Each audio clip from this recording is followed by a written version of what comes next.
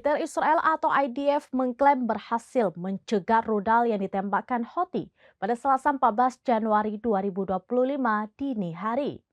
Namun pecahan rudal setelah upaya intersepsi justru jatuh menghantam rumah warga.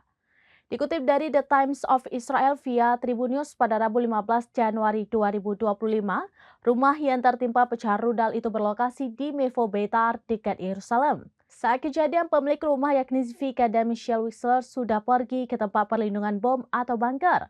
Mereka sebelumnya terbangun ketika mendengar sirine berbunyi yang menjadi tanda kehadiran rudal.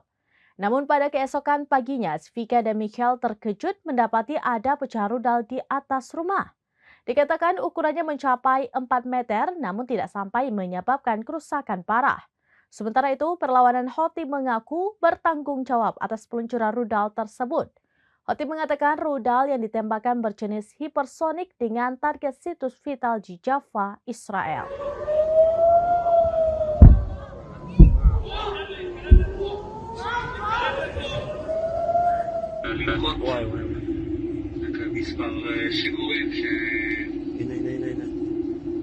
Demikian informasi terkini Syedara Lun. Saksikan terus beragam informasi lainnya.